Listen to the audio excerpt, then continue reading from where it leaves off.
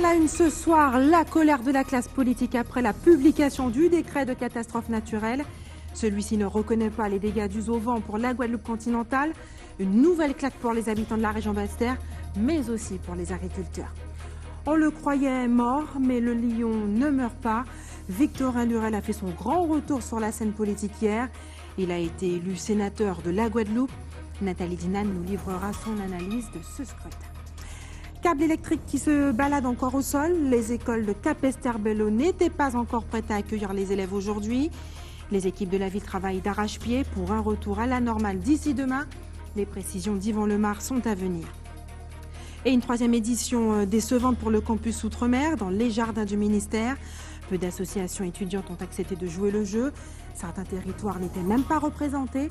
Le reportage de nos correspondants d'ATV Paris est à venir. Bonsoir, bienvenue sur ATV Guadeloupe. La réponse de l'État n'a pas été à la hauteur des espérances. Le décret de catastrophe naturelle publié au journal officiel hier a créé un véritable choc chez les responsables politiques locaux. Celui-ci ne reconnaît que les dégâts dus au vent cyclonique pour les îles des Saintes. Cela signifie pour les communes touchées comme Basse-Terre et Baïf que les habitants n'ont que leurs yeux pour pleurer. Reportage Nathalie Dinan, Moïse Dexter, Patrick Curie. Comme beaucoup de communes du sud Basse-Terre, Baïf a subi de lourds dégâts et l'annonce de l'arrêté de catastrophe naturelle est vécue comme une véritable aberration par toute la classe politique. Pour moi, c'est un scandale. On a déjà subi beaucoup de cyclones et aucun gouvernement n'avait agi de la sorte. Donc, je pense qu'ils vont revoir leur copie dans la mesure où aujourd'hui, on pense que les administrés auront des problèmes avec les assurances, mais nous-mêmes, collectivités aussi, nous aurons des problèmes. Parce que moi, je vous dis, tous les bâtiments communaux chez moi ont été endommagés. Donc, je ne comprends pas comment est-ce qu'on était très loin des Saintes. On a du mal un peu à comprendre cette position. Voici un cas typique. Madame Rospar a perdu sa toiture, conséquence des fortes rafales durant le cyclone Maria. Pour elle, il sera plus difficile de reconstruire sa maison. Si on n'a pas vraiment aide un PP, pour moi-même, de mon côté, un PP, pas d'argent pour ça. Si on n'a pas aidé moi, c'est une nation qui aide moi, que mon activité aussi, mais si on n'a pas aidé moi, là, on peut PQP. Parce que toute case là, ça a refait. Même salle de bain là, tout ça a coulé. Alors là, c'est côté yoye, en cabine là la journée, et puis en cas dormi. Côté ces enfants-là. Injuste et inadapté, voilà comment est qualifié ce décret par les habitants. Gouverné par la France, c'est pas qu'à reconnaître dans la pratique ça qui fait de ça quasi pas ni rien à voir et en cacophonie. Un bon liennage entre lui ici et les gens en bas là, mais bon, c'est eux qui amènent en bas là, ils ont décidé ça, ils ont décidé depuis. On série butin pour Saint-Martin et qu'on a décidé on série butin pour Guadeloupe, ça pas étonner moi non plus vrai. Mais s'il y a revendiqué des trois butins, faut nous dire ah non, faut pas ça faire comme ça. Faut ça qui fait incident, faut reconnaître ça. Le gouvernement affirme que tout le monde sera indemnisé. Pour l'heure, personne ne sait quels critères seront retenus. En attendant, des voix s'élèvent. Et c'est une année terrible qui s'annonce pour les agriculteurs. Quasiment la totalité des exploitations bananières, par exemple, serait à terre. Maxette Grisoni, Pierre Bacaz, bonsoir. Bonsoir. Merci d'avoir accepté notre invitation ce soir. Vous êtes la présidente de la Fédération des syndicats d'exploitants agricoles. Pour bien comprendre, l'arrêté de catastrophe naturelle va permettre aux salariés de la filière banane, par exemple, de bénéficier du chômage technique. Les producteurs, eux, pourront aussi continuer à bénéficier des aides européennes. En quoi ce périmètre qui a été réduit pour la Guadeloupe continentale pénalise-t-il les agriculteurs? Écoutez, aujourd'hui, la FAFSEA aussi nationale, ils ont débloqué l'État 6 millions d'euros pour la formation, c'est-à-dire par rapport Maria, le cyclone qu'il y a eu. Il faut savoir que tous les bananiers ont été touchés à 100% en Guadeloupe. Au niveau de la diversification, on a tout perdu aussi, hein, toute la Guadeloupe à pratiquement 100% aussi. L'élevage a pris un coup parce qu'il faut savoir, après un intempérie comme ça, les animaux, ils attrapent des maladies, et tout ça, avec l'eau, tout ça, puis les pâturages aussi sont inondés d'eau. On a un problème aussi au niveau de la diversification aussi, pleinement, sur le marché. Hier soir, j'étais sur le marché, il y avait à peine, même pas 5 ou 10 maraîchers sur une centaine. c'est là qu'on voit qu'il y a un gros problème. Même dans 15 jours, on n'aura plus de bananes sur le marché. Ça va être une vraie problématique. Et aujourd'hui, ce matin, j'étais avec notre président national des Outre-mer, secrétaire général national de la FNSEA, Jérôme Despé, qui s'est déplacé pour nous aujourd'hui, comme il a vu le problème aujourd'hui économique et social que rencontrent les agriculteurs par le cyclone qu'on a eu aujourd'hui. Il a voulu trouver un consensus. On avait rendez-vous une délégation de la FDSEA ce matin avec le directeur de la DAF pour trouver un consensus parce que hier on a entendu qu'apparemment on va pas être en catastrophe naturelle, mais qu'ils vont prendre une partie. Ce qu'on a entendu samedi par Édouard Philippe, c'est parce qu'on a entendu de la ministre des Outre-mer. Alors moi, ce que je disais aussi aujourd'hui, il faut qu'aujourd'hui que le préfet prenne ses responsabilités, que aussi au niveau de l'autorité, au niveau national, qui prenne leurs responsabilités, parce qu'aujourd'hui, l'agriculture en Guadeloupe par rapport à ce phénomène, aujourd'hui, les agriculteurs sont à l'agonie. Ça veut dire on n'a plus de bananes, on n'a plus de diversification, l'élevage aussi est très touché. Maxel Chrysoni, la région Guadeloupe a promis un déblocage d'urgence de 4 millions d'euros, dont 2 pour la filière banane. À cela s'ajoute un fonds de secours pour les Outre-mer. Est-ce que cette aide vous paraît insuffisante? Ça me paraît insuffisante vu les dégâts qu'il y a eu aujourd'hui. On a déjà fait un premier bilan, nous, la FDSEA, entre 10 à 15 millions d'euros. Ça, c'est un premier bilan, un état des lieux qu'on a fait ce week-end. Mais il faut savoir, la semaine prochaine, on va en redécouvrir d'autres, encore à savoir même plus. C'est pour ça, aujourd'hui, on demande aussi, quand on dit aide d'urgence, c'est pas être payé 12-14 mois après, aujourd'hui, les agriculteurs. C'est aujourd'hui d'être payé en urgence, comme je dis. Ça veut dire anticiper, que nos politiques prennent la responsabilité de faire remonter tout ça pour pouvoir que nos agriculteurs soient payés le plus tôt possible. Parce que les gens, des gens qui sont en diversification, qui sont en circuit court, ça veut dire s'ils n'ont pas de graines pour des semences à acheter, pour pouvoir, déjà, on ne peut pas labourer les terrains, ben aujourd'hui, ils n'ont rien. Vous parlez d'élus locaux. Justement, Richalus s'est rendu hier soir dans l'Hexagone pour discuter avec la ministre des Outre-mer. Qu'attendez-vous exactement d'Arichalus, du président de région? J'attends du président Arichalus de débloquer en urgence pour toute la filière agricole un argent d'urgence, bien sûr. 4 millions ont déjà été débloqués. Je sais, 4 millions, mais tant que le président de région ne va pas avoir ce circulaire de catastrophe, de calamité agricole pour nous, on ne peut pas être débloqué déjà. Déjà, il va falloir que le préfet signe cet arrêté de circulaire par rapport à ce problème, en fait. La banane est la principale culture d'exportation des deux îles, Guadeloupe-Martinique, une production qui se porte, on le sait, très très mal, qui ne vit que grâce aux subventions. Est-ce que ce nouveau coup dur ne pose-t-il pas la question de la durabilité de cette culture? N'est-il pas temps d'amorcer un autre plan de notre économie de l'agriculture guadeloupéenne, clairement d'en finir avec la banane? Je ne dis pas de finir avec la banane parce qu'on a quand même plus de 230 planteurs qui font de la banane en Guadeloupe.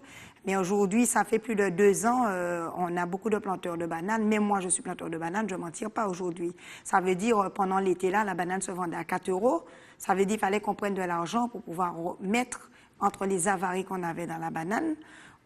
Aujourd'hui, vivre de la banane, même si on touche aujourd'hui les POCI, on ne s'en tire pas. Vu les réglementations qu'ils nous ont données au niveau de l'Europe, vu les normes qu'ils nous ont données, on ne s'en tire pas. Ça veut dire qu'il faudrait peut-être augmenter les POCI, ce que je pense qu'il ne va pas se faire. Ça veut dire qu'il va falloir anticiper, faire de la banane, mais faire autre chose. Trouver d'autres solutions pour que diversifier l'agriculture guadeloupéenne. Ne serait-ce qu'aussi, je pourrais dire aussi dans la canne, je fais une parenthèse, parce que vous savez qu'on va entrer à partir du mois d'octobre sur la fin des quotas sucriers, le deuxième volet, le volet B, ça va être encore un bras de fer avec l'industriel. Il faut savoir que nous, aujourd'hui, les producteurs, nous, les planteurs, on est fatigués.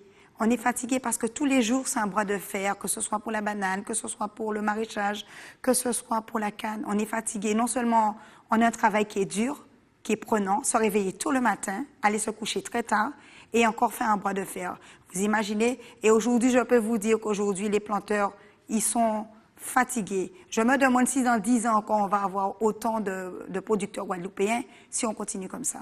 Si l'État ne met pas à aller au-delà ou les politiques ne font pas quelque chose pour nous aujourd'hui, eh ben, on va avoir de moins en moins de producteurs guadeloupéens. Et il faut savoir qu'on est des insulaires, on vit d'agriculture, de pêche et de tourisme. Maxette Grisoni-Perbacas, merci d'avoir accepté de répondre à nos questions ce soir. Autre problématique, celle de la rentrée scolaire. La réouverture des classes avait lieu ce matin. La commune de Petit-Bourg a dû s'activer sérieusement pour que les écoles soient prêtes à accueillir les élèves. Le reportage est signé Yvan Lemar. On regarde ensemble. À Petit-Bourg, l'ensemble des écoles a repris les cours aujourd'hui, mais quelques réparations mineures restent à effectuer dans certains établissements. À l'école de la Lézarde précisément, nous avons eu un problème d'électricité, mais il faut savoir qu'à la Lézarde, il y a beaucoup de poteaux et de fils qui sont au sol. Donc cela ne relève malheureusement pas de la ville. C'est le fournisseur d'électricité EDF qu'on doit contacter pour voir s'il peut faire une intervention. Alors, nos techniciens ont décelé qu'il y avait un problème sur le neutre. Donc, c'est EDF sur ça. Sur une autre école, alors qu'il y a l'électricité dans le secteur, il n'y a pas d'électricité dans cette école-là. Donc, nos techniciens sont là pour voir est-ce qu'il s'agit du même type de problème. Et s'ils relèvent de nous, ça va être réparé dans la journée. Si c'est EDF, il va falloir attendre une intervention de EDF. Avec cette rentrée, le problème majeur reste l'eau et sa certification de sa potabilité pour permettre la restauration des élèves. Dès qu'on n'a pas la certification que l'eau soit potable, on ne peut pas produire et on ne peut pas non plus laver les ustensiles avec lesquels les enfants vont manger en fait. Donc c'est surtout là que nous avons des difficultés. Mais nous avons trouvé une solution pour aujourd'hui. Donc les enfants vont manger, on va leur donner des couverts en plastique. Mais si nous n'avons toujours pas cette certification de la potabilité de l'eau aujourd'hui, demain nous ne pourrons pas recevoir les enfants à la restauration. La certification de la potabilité de l'eau doit être délivrée dans les prochains jours par l'Agence régionale de santé.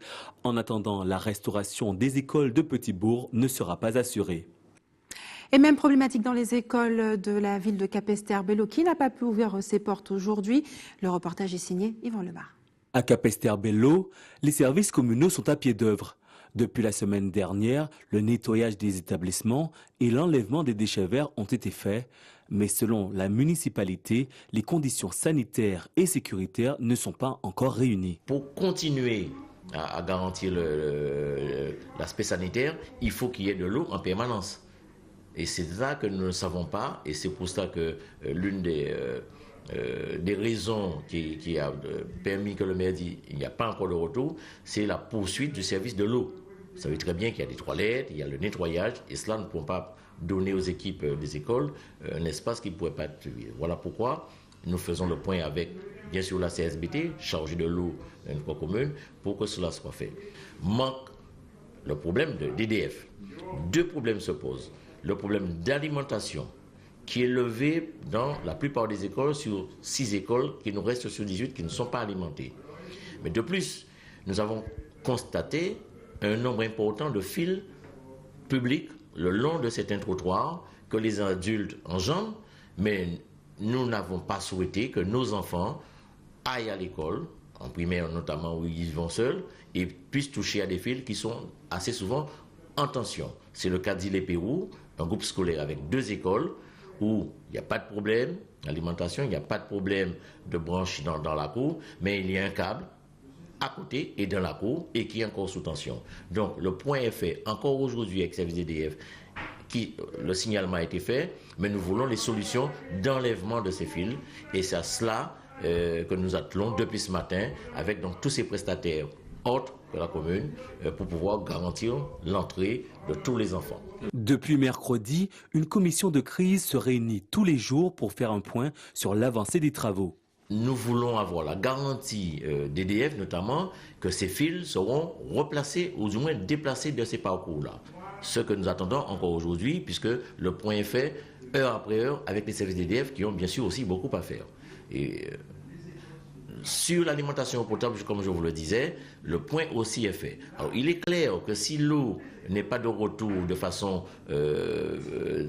directe aujourd'hui, nous n'allons pas garder les enfants à la maison. Nous allons prendre d'autres dispositions que nous savons prendre en eau potable et en eau de service pour faire quand même rentrer les enfants, mais dès lors que leur sécurité ne sera pas menacée. Pour le moment, une ouverture progressive des établissements a été actée. Les 10 premières écoles feront leur rentrée dès demain. Et les dates de rentrée de l'ensemble des établissements scolaires sont disponibles sur le site du rectorat. Et depuis le passage de l'ouragan Maria et les inondations catastrophiques qui ont suivi, le quartier de Belle-Plaine à Gosier tente de se relever. Certains habitants, notamment les personnes âgées, ont tout perdu. Beaucoup attendaient avec impatience l'aide de la municipalité pour revivre au quotidien. Reportage Karen Diama. Dans ce quartier, où la vie reprend son cours après le passage de l'ouragan Maria, la priorité de la municipalité reste l'assistance à la population, et ce, par tous les moyens. Comme vous vous rendez compte, hier il y avait un nettoyage, une organisation qui avait été mise en place par l'association de Belle-Plaine. Donc il y a eu beaucoup de bénévoles qui se sont joints à eux. Et là nous avons mis en place un service de nettoiement avec camion, benne, ça va durer toute la journée. Pour ceux qui ont tout perdu à cause de la montée des eaux, là aussi, la municipalité met en place un dispositif de prise en charge. Il y a une procédure qui est mise en place. Les résidents sont allés s'inscrire auprès des assistantes sociales. Des fiches sont faites. Et là, ce matin, les assistantes sociales sont sur place pour revoir la population de Belle-Plaine. Plusieurs agents techniques ont été mobilisés au lendemain du passage de l'ouragan. Une mobilisation qui aura permis la réouverture du collège de la section. Et depuis la fin du cyclone, les services techniques ont mis tous les moyens en œuvre sous l'autorité du maire pour faire en sorte que l'école soit en accessibilité aujourd'hui. Donc toutes les écoles, même hier encore, il y avait des équipes qui travaillaient dans les écoles pour permettre l'ouverture aujourd'hui. La seule école qui n'est pas ouverte, c'est l'école de Port-Blanc pour des raisons d'eau, parce qu'il y a un problème par rapport à l'eau et on est en train de régler ça avec la régie Nord-Caraïbes pour qu'on puisse faire en sorte que l'école rouvre assez rapidement. Si aujourd'hui, le quartier se remet doucement, la municipalité prévoit une réflexion autour du plan local d'urbanisme. Nous, la réflexion qui va être faite, c'est celle de pouvoir redimensionner des canaux, faire en sorte que la zone soit mise hors d'eau et que nous veillons de plus en plus à ce qu'il n'y ait pas de construction ou de remblaiement illégal dans la zone. Dans le cadre du PLU, c'est de faire depuis Grande Ravine une étude et de faire en sorte qu'à Grande Ravine, dans le bassin versant, qu'on ait un bassin de rétention et qui permettrait de récupérer les eaux lors de grandes pluies et de faire aussi un espace ludique en continuant vers Belle-Plaine pour intégrer la mangrove de Belle-Plaine dans la zone urbaine de Gosier et continuer en redessinant le canot. Pour ce quartier, où l'eau et l'électricité sont revenus en fin de semaine dernière, reste le nettoyage des encombrants pour tenter de reprendre une vie normale. Et pour aider les établissements de santé à répondre à leurs besoins en eau, le préfet de la Guadeloupe a lancé un appel à la solidarité avec un arrêté de restriction d'usage de l'eau. Vous êtes ainsi invité à faire des économies sur votre utilisation de l'eau afin de faire remonter la pression dans les réseaux et permettre ainsi au plus grand nombre de retrouver de l'eau dans son robinet. Il est ainsi interdit d'arroser les espaces verts, les chantiers de plantation ainsi que les jardins potagers, les bateaux, les voitures à partir du réseau public. De même, le remplissage des piscines privées de plus de 2 mètres cubes préalablement vidangées est interdit. La mise à niveau aussi. Un arrêté applicable sur l'ensemble du territoire qui sera valable pour une durée d'1 mois. Et restez sur ATV Guadeloupe dans quelques minutes. La renaissance de Victorin Lurel. Et puis nous irons dans les jardins du ministère des Outre-mer pour la 3e édition du campus Outre-mer. On croyait l'homme définitivement sorti du jeu politique. Victorin Lurel a orchestré un retour en fanfare en signant une nette victoire aux élections sénatoriales ce dimanche. Analyse de Nathalie Dinan et de Moïse Dexter. En raflant 2 des 3 sièges de sénateurs avec 40% des suffrages, soit 301 voix sur 820 grands électeurs inscrits, Victorin Lurel signe son retour. Une belle performance pour ceux qui le croyaient mort politiquement ou médiatiquement. Il a prouvé le contraire lors de ses sénatoriales et en passant un tacle au GUSR et à la majorité d'Ari Chalus.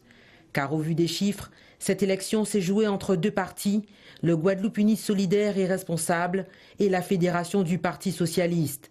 Victoire Jasmin, la première adjointe au maire de Morne-à-l'Eau, deuxième sur la liste Victorin Lurel, entre à la Chambre haute. Le troisième siège a été obtenu avec 223 voix par Dominique Théophile, ancien président du GUSR et appartenant à la majorité régionale. À noter la liste de Lucas Desmar de la droite, arrivé en troisième position avec 93 voix. Il réalise un score que d'aucuns ont qualifié d'honorable.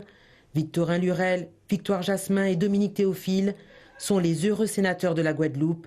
Leur premier combat se portera sur la révision de l'arrêté de catastrophe naturelle pris par le gouvernement afin qu'aucune commune ne soit lésée.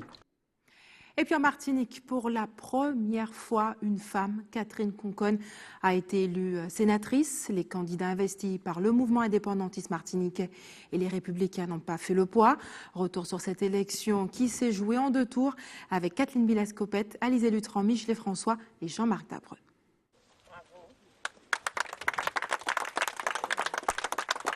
Un cadre peu ordinaire pour célébrer la victoire. Ce matin, c'est sur la tombe d'Aimé Césaire que les militants du PPM se recueillent, comme un retour aux sources pour un parti en quête d'unité. Nous lui devons tout. Et lorsque nous, qui prenons la suite politique de son œuvre à Fort-de-France, à la Martinique, eh bien nous avons une victoire, eh bien nous devons la lui dédier, parce que c'est grâce à lui que tout cela se met en place.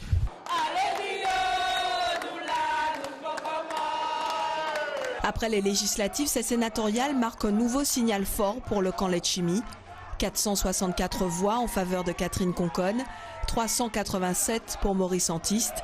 Les 57% de grands électeurs revendiqués par EPMN ont bien suivi la consigne. Nous avons fait un très beau travail, mais je veux dire surtout à ceux qui croient en nous et ceux qui ont participé à cette victoire de ne jamais oublier que ce n'est qu'une étape vers de longues reconquêtes, vers des conquêtes importantes. En troisième position, Yvon Paquette récolte 315 voix, soit plus d'une centaine de suffrages glanés entre le premier et le second tour. Alfred Marie-Jeanne a-t-il appelé à voter pour le dissident PPM après le retrait de ses poulains Georges Cléon et Marius Narciso?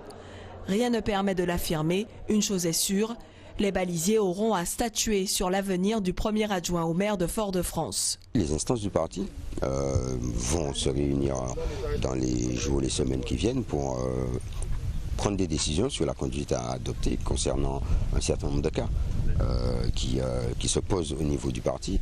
Et c'est souverainement que le comité national va analyser la situation et prendre ses décisions. Restent les grands déçus du scrutin. Parti seul dans la bataille, Belfort-Birota garde un goût amer. Je découvre un monde nouveau, particulier, fait de transactions, d'arrangements souterrains, des trucs un petit peu bizarres qui sont contraires à mes principes. Tandis que la candidate de la droite donne déjà rendez-vous en 2020. Je crois que la droite aujourd'hui, petit à petit, elle va reconquérir son territoire. En tous les cas, je suis optimiste là-dessus et à charge pour nous, aux prochaines élections municipales dans 3 ans, de conquérir vraiment des mairies. Les 2 sénateurs de Martinique ont désormais 6 ans pour faire entendre leur voix de gauche dans une assemblée majoritairement à droite. Un tout autre sujet maintenant, l'importance de ne pas boire pour les femmes enceintes. L'ARS Martinique vient de lancer une grande campagne de sensibilisation à leur attention. On regarde le reportage de nos confrères d'ATV Martinique.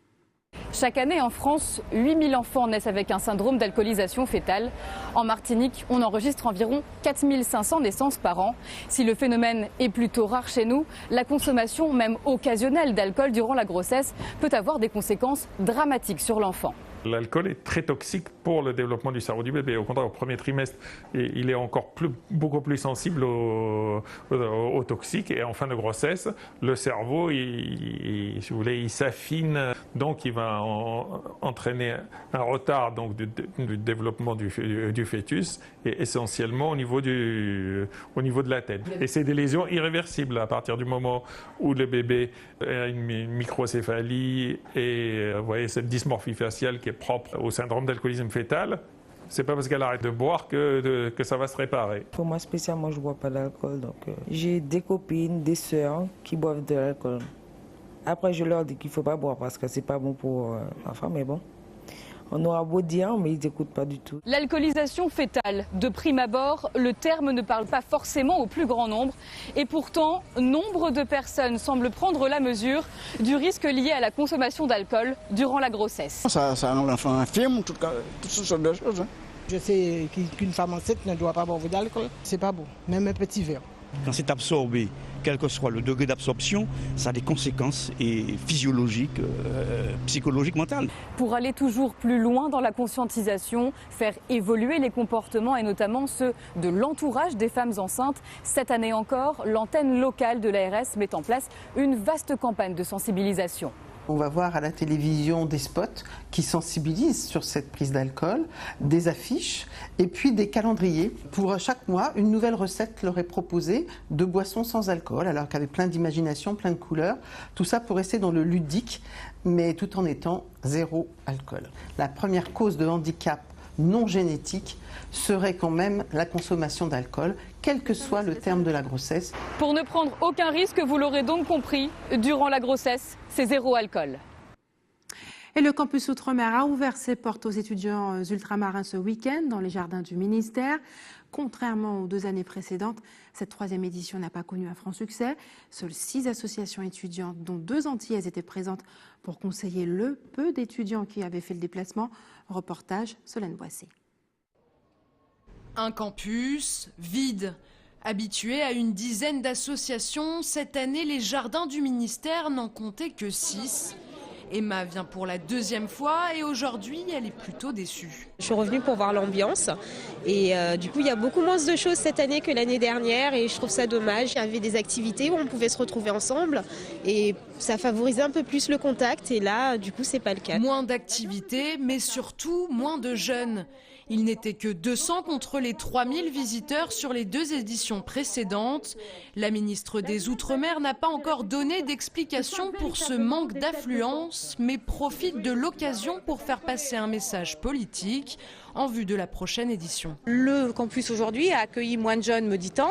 On en fera le bilan. Je n'ai pas arbitré sur toutes ces questions, donc on en fera le bilan. Ce qui est clair, c'est que l'an prochain, on sera au rythme et à l'ambiance des assises, puisque les assises de l'Outre-mer vont se dérouler sur les territoires jusqu'en janvier. Et cette direction politique ne plaît pas à l'association étudiante organisatrice de l'événement. Pour la GEG, le nouveau ministère est à l'origine de cet échec. Le cabinet n'a pas eu cette cohésion avec nous qu'il devrait avoir en voulant nous apprendre, alors qu'on est à 7 fois des éditions où on accueille des événements à plus de 3000 personnes.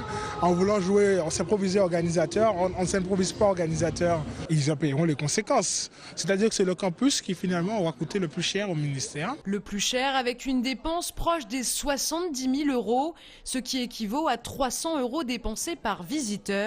Si la guerre persiste entre l'association guadeloupéenne et le ministère, on peut imaginer 2 éditions distinctes pour l'année 2018, de quoi semer encore plus la confusion chez les étudiants ultramarins.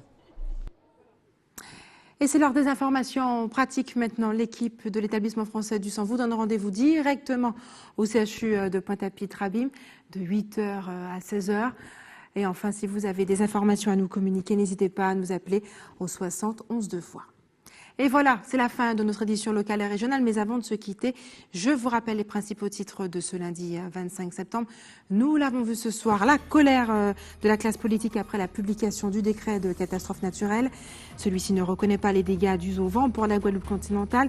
Une nouvelle claque pour les habitants de la région Basse-Terre, mais aussi pour les agriculteurs. Tout ce qui espère bien sûr que l'État revoie sa copie.